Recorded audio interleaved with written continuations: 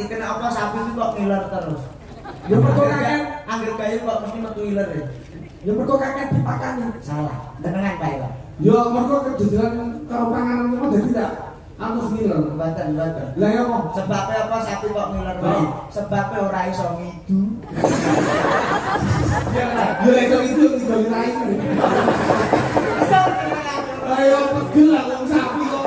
Ora ngiler mergo ora iso gitu. Kowe iki lho ngono ya kok takok ngene logika. Kowe paham sapi? Paham? Nek Ya sebutannya apa ya?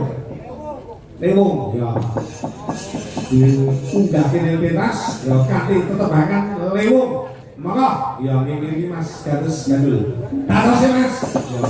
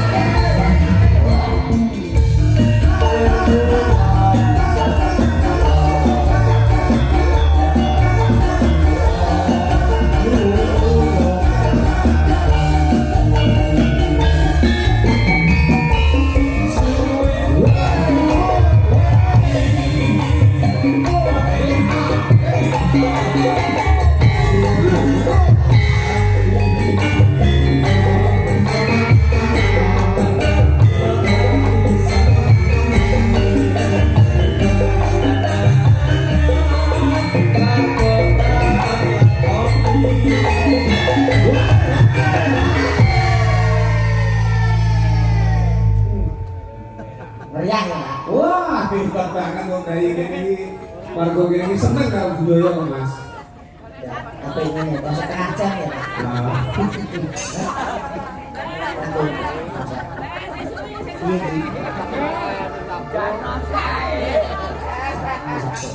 Satu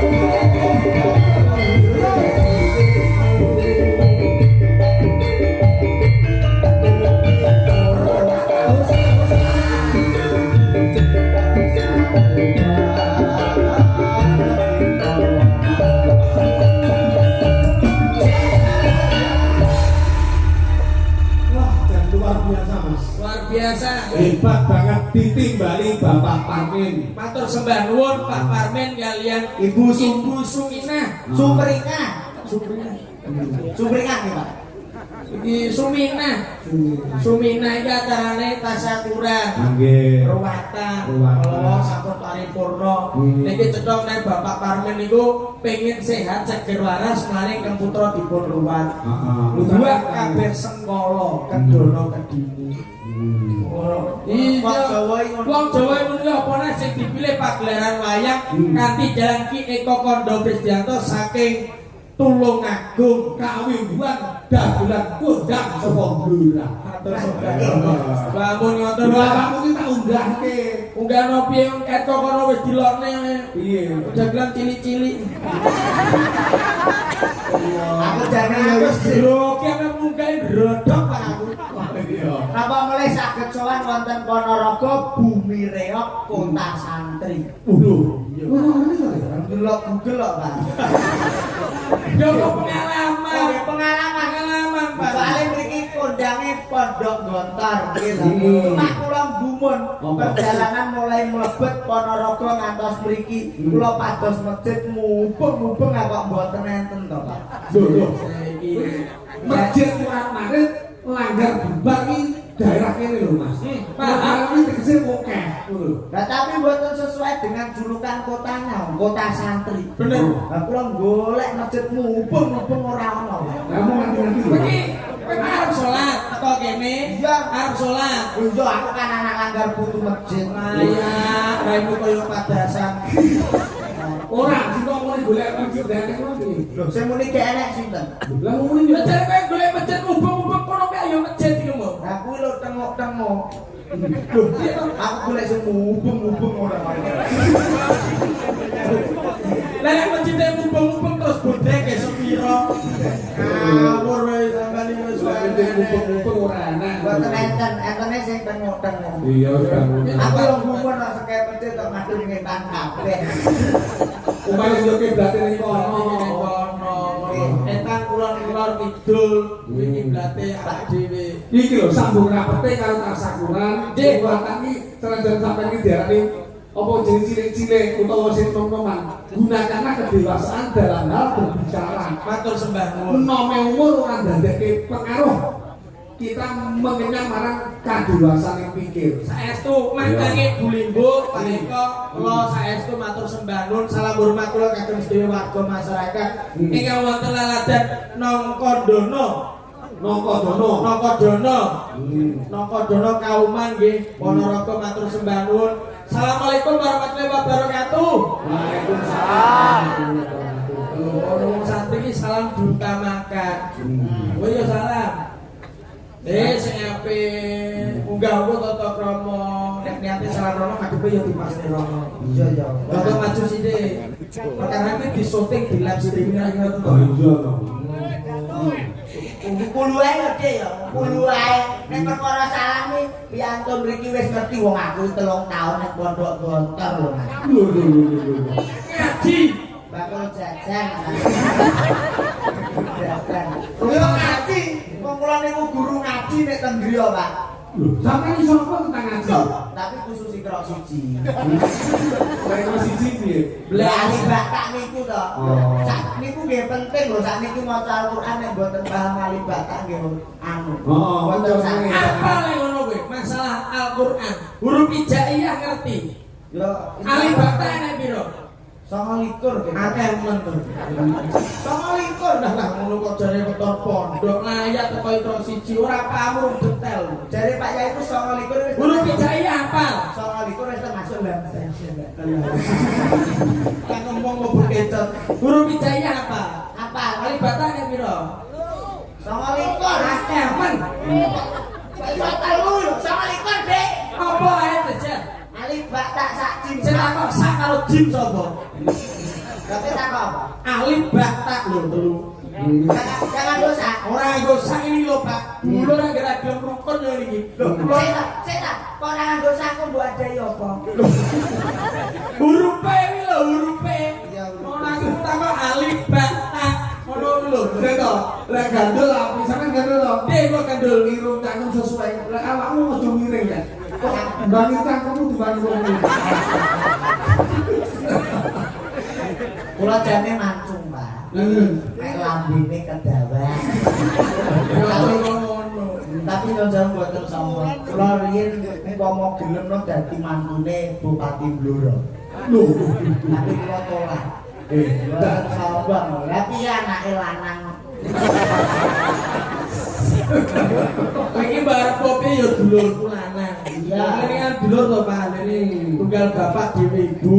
Ini dulur asu. Apa kuwi? Dulur asu. Kok sasu? Tunggal bapak dhewe ibu niku dulur asu. Istilahnya. Istilahnya. Kula dulure. Dadi asune. Dadi awak dhewe kudu rukun kek omah mboten purun rukun to Pak. Budale mana? Lah geger ning mobil udur-uduran. Sebabe. Perkara winane untuk tanggapan derek sampeyan nyelengi tumbaske sapi. Untuk sapi babon siji.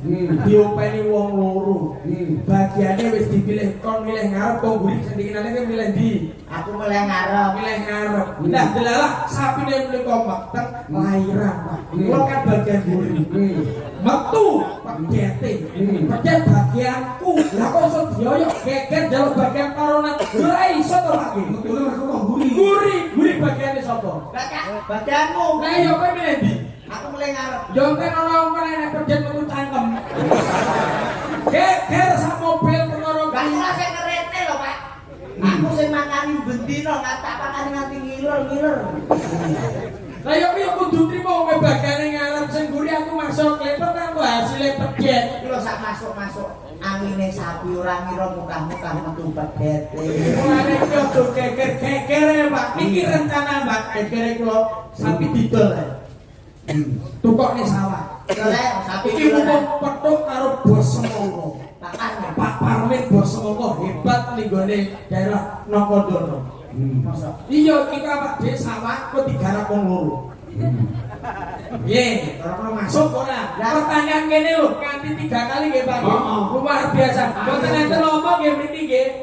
Parine saya sedaya nggih. Amin. Lah tapi nek nganti bocone sawah aku sing rugi lho. Aku wis meneliti sapi lho. Piye? Lah sampean ngerti kena apa sapi iki kok ngiler terus. Ya mergo kakek anggere gayu kok mesti metu ngiler ya. ya mergo kakek dipakani. Salah. Denengan Pak ya. Ya mergo kejejeran karo panganan kok dadi tak anus ngiler. Mboten. Lah ya kok Sebabnya apa sapi kok ngiler wae? Sebabnya ora iso ngidu. ya itu tinggal diraih. Iso denengan. Ayo pegel lah wong sapi kok. Ora ngiler mergo ora iso gitu. Kowe iki lho ngono ya takok ngene logika. Kowe paham sapi? Paham? Nek sapi madheng ulang butute ning ndi? Nek ngetang. Lah nek sapi madheng idul. Yo nek ngelor. Nah, ra iso. Yo nek ngelor. Kudu. Nek nek ulan buntute nek ngetang. Lah nek sapi madheng idul Buntute nek ngelor. ora iso. Lah piye? Panggah ning etan. Lah kok iso? Lah mong nengok tok.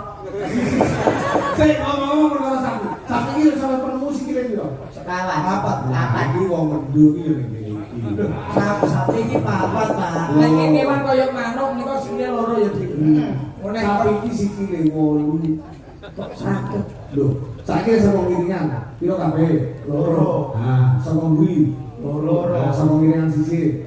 Loro. Nah, saka ngarep loro. Loro ping 4 piro? 8. Lah ini opo? Kita Pak kowe pinter pelajaran mata-mata. Matematika. Ra trimo genen bedhano. Tak percaya. Apa? Kok akeh mesing mesti sapi siji sikile piro?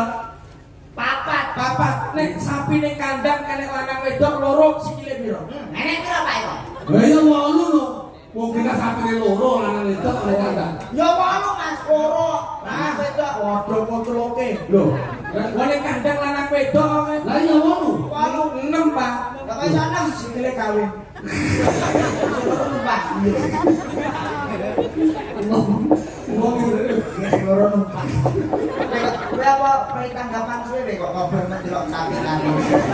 Lewat iki patut bersyukur alhamdulillah matur sembah nuwun kalian warga masyarakat ingkang wonten mriki saha khususipun Pak Parmin kalian Ibu ingkang sampun nimbali sak kanca. Gumun Pak, duit semongkoe saged damel acara kados ngeten iki. ya tuwe kok TKT gede, Mas. Iki pas-pasne sindene wonten pinten menika cacahe? Songo. Songo menika umpama dijawane semongko. Iso semongko. Songo semongko. Mane bodine ya kaya semongko, semongko. Dan saestu niki tenang. Apa-apa ki nek niat Mas. Aja meneh kok Pak Parmin. Iya. Tangga kuwi nandur semongko meng saadah niku saged dinggo umroh lho Pak. Semongko sadar iki Nggih, niku ditandur ten sawah. Dipanen niku kena nggih modal umroh. Wah, piye carane? Apa bibite gede-gede? Lho ora ya didol sak sawahe to.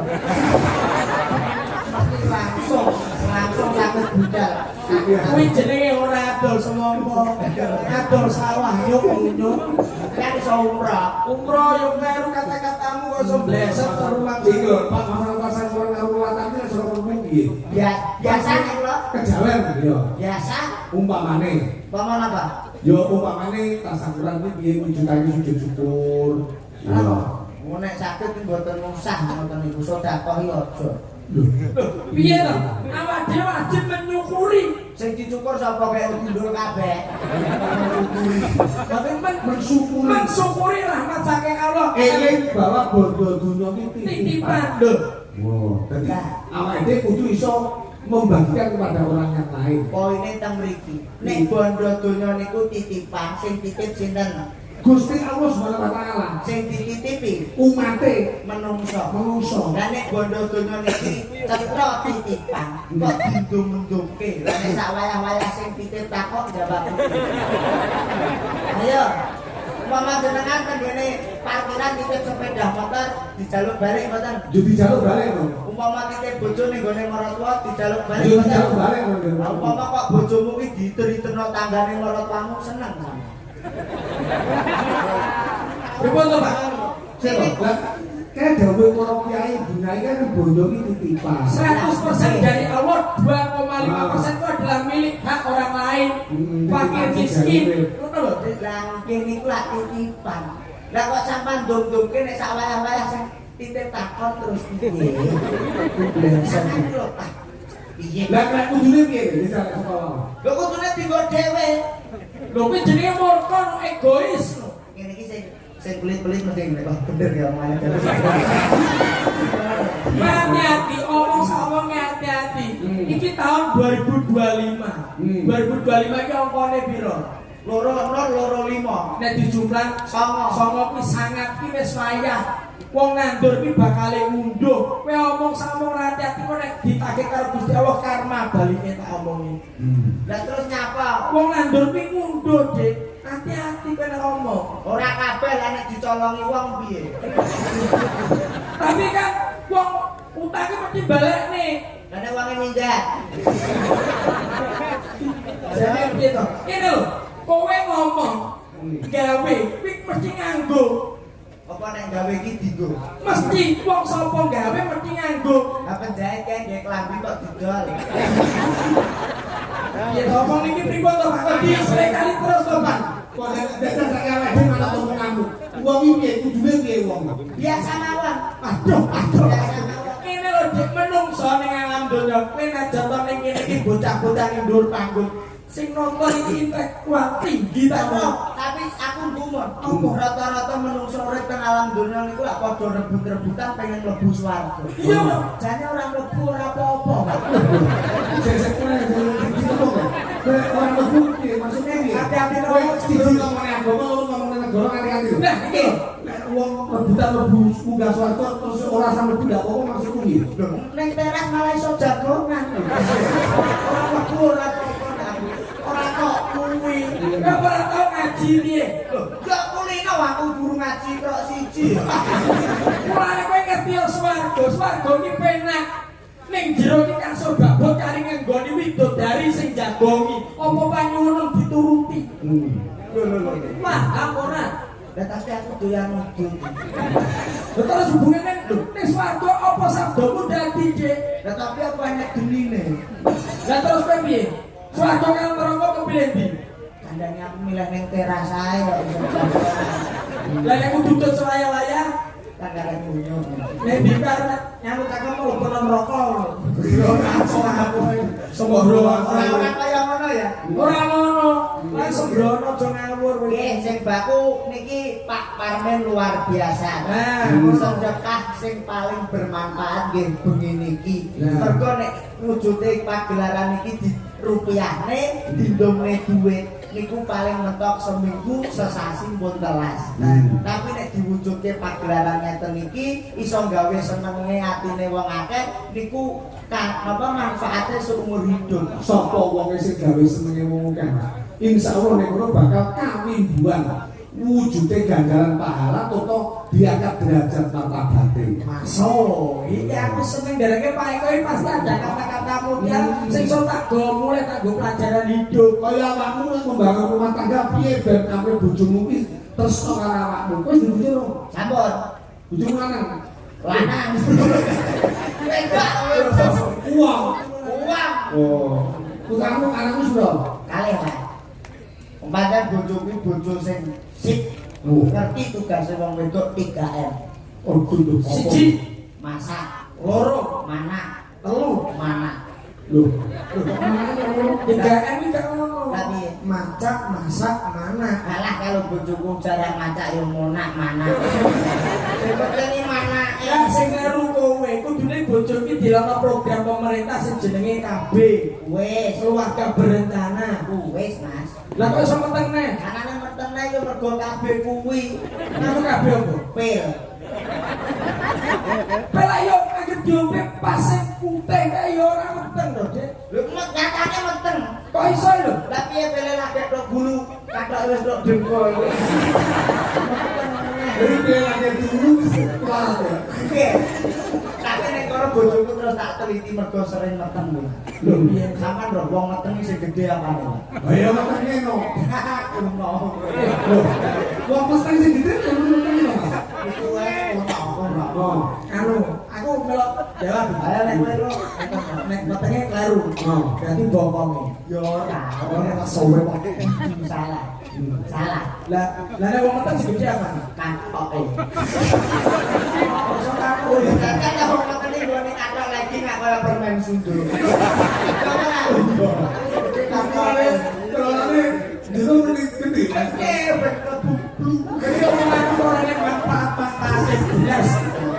Menungso urip iki disawati saka awake, anjine awak iki saka kumendah. Anjine raga iki saka busana, anjine diri iki saka lati. Ngomong sak omong iki hati-hati kok anggere bleneh ae iki. Wedhus ora klamben yo payu. Jadi sering kali.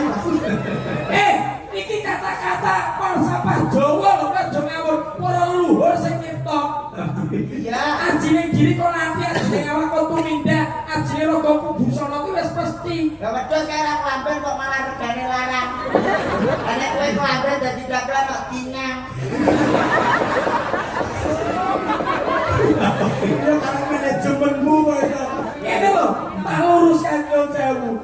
Aja padakno yo, Dik. Gusti Allah nyiptakno ning gone alam donya iki ana manungsa, ana kewan, ya enek tumbuh-tumbuhan. Enek negatif, positif dan juga progresif itu beda-beda. Ngono lho, manungsa karo kewan ki aja padakno. Malah yo padha ciptane Gusti Allah. Beda. Bedane manggon ngendi? Nyun sewu niki, kok modele nyere kali. Tak kei fakta ya, kowe ngerti iwak. Terus Iwak kan ning jero banyu sedina sungi meh sak uripe. Ora tau enek jenenge iwak terus kerokan masuk angin. Tapi nek wong jajal kumpul suwengi ae mesti ngeroki. Beda ora? lah kowe ndelok engko iwak. Iki kok sahabatan. Kowe ero kelinci. Ero kelinci kae mangane apa? Wortel. Oh, nyatane kelinci mangan wortel ya ora tau lara mata. Kowe tumon kelinci tuku kacamata. Lah terus opo kok sama padakno karo wong? Lah nyatane kowe ora ning gone Pak Dokter nek penglihatanmu pengen tetep sehat, kowe kongkon mangan apa? Wortel. Mergo mengandung vitamin A. Ya ora kaya padha karo kelinci. Waduh. Abi ya perlu mulai Mas. Beda ya Dek kewan karo menungso iki. Padha. Iki tak dikono pol-polan ya ben ora mau bantah nek. Kowe ngerti kewan sing paling raja utan iki jenenge apa? Tarsan. Kewan. Itu Tarsan. Harimau. Harimau itu hewan pemakan apa? Daging. Daging. Kuwi mangan daging tak kira-kira ora piye-piye. Ora Tapi nek kolesterol. wong mau pakani daging, nek wis umure kliwat 40 iso asam urat, kolesterol, stroke iso malah. Bedane ning guru mulane mangan sama hati-hati. Jadi harimau ki mangan daging Ndak tahu nek asam urat. Ora enek. Malah wis banget. Asam urat ndak enak. piye to Pak? Justru niku kolesterol tinggi, asam urat tinggi. Makan nih. Lah nyatane nek mlaku nganti brangkangan lho, Pak. Jangan kok kene asam uratnya normal, mlaku ya ngono wae. Oh, ini terus mantap raiku. Ayo terus ya Mas.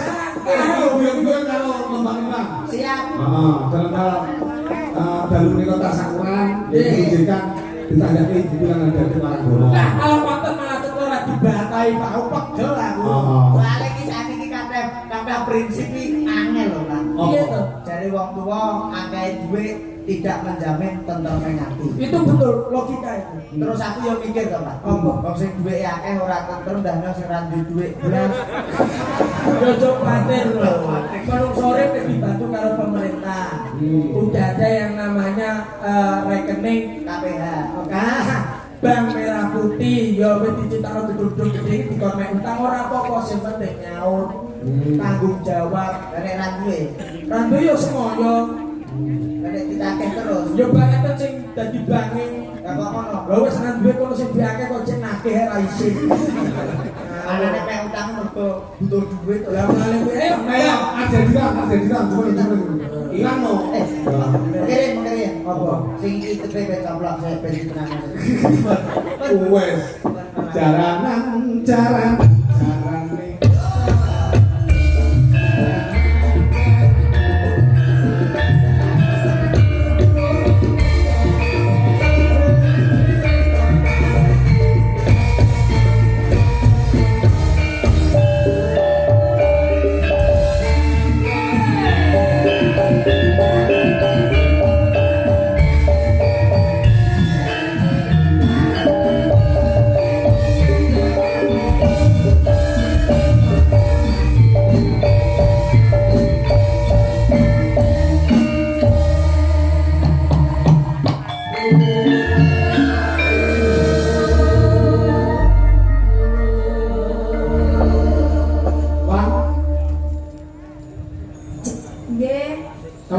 sampun bos. Sampun. Wis sampun. Sampun satu kali. Sendiri apa? Oke toh Pak. Ngatok, lah sampean meter tau nganggo lejing ora. Aku terus bayang to. Piye? Ya oh pengen gede sirai cilik. Ayo api. Ana dadu karo Mas Gandul. Sampean ngendi, Mbak? Halo. Sampean ngendi? Aku di antara kalian berdua toh. Nggih to. Misalnya yang sampai milih aku opo panyuwunmu bakal tak udani woy. Ini kanane. Ya kuwi tak turuti. Sama piye? Lah aku mau apa piye? Sik to, kowe iki lho kok sombong mangan nang sik nomor para tuamu. Kalau milih aku ki mantu sing paling bekti tak ngandani. Aku koyo ngene iki yo golekno wong tuaku. Lah kok iso bekti piye? Wong tuaku biyen sugih nang cara mboten kok sombong. Ya. Lemah lahan pekarangan mau 1 hektar, Pak. Wih. Yo. Aku anggar karipan nyantung iki moro mesti nyapu dhewe, resik-resik dhewe. Gandeng aku mantu yang berbakti kepada wong tuwa. Mesakne karo Mesakne. para tuamu. Alhamdulillah sing separuh wis takbel. Iki bang luwe adol iki digandenge siji-siji. Oh, betul. betul. Ini cuma. Oh tak kembar. Oh iya. Kakak beranak. Kakak beradik.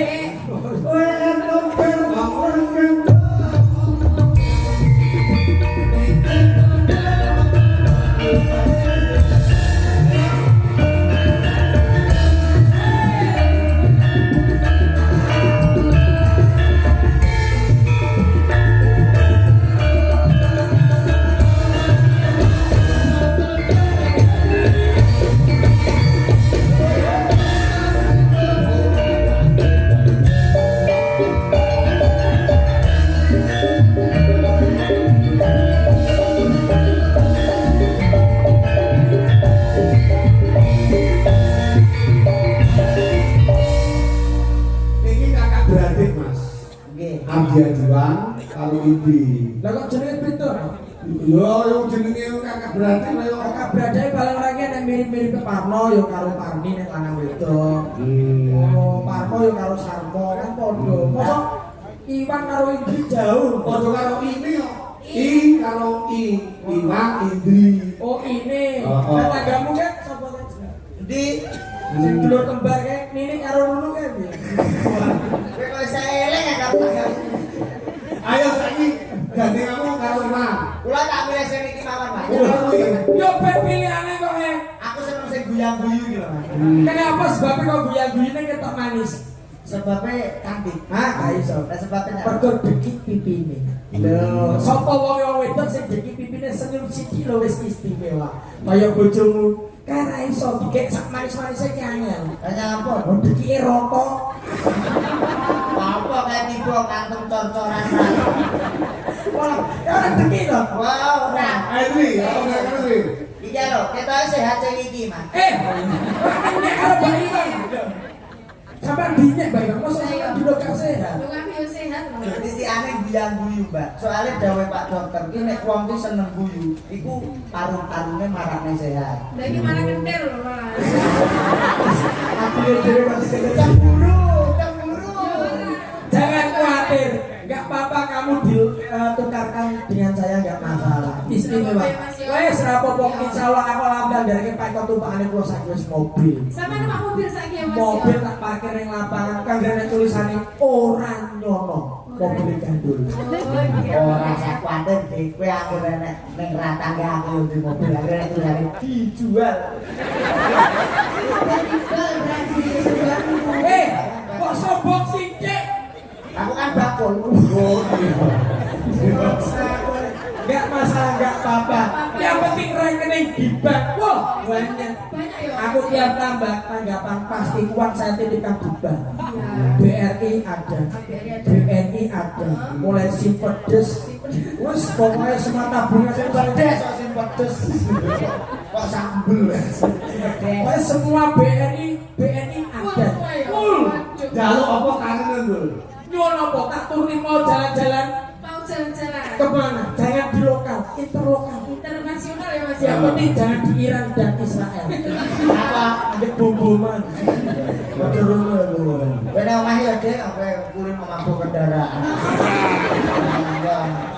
Salah duit kurang dapat. Halo sampean. Sampai sampean Mas. Makasih wis rasa dulu. Gak apa-apa. Duit ku nek omah telung sak urung berarti. Wis duit kok ora telung sak iki. Bisa wujud pari ya. Wah ayu. Luar biasa cantik, luar biasa perawatan. Nanti saya belikan skincare ya sih ya. Bujumar apa bukan nopo? Fresh care. Oke kulino mabulan. Ciki roto. Aja nes-nes toh su. Loh.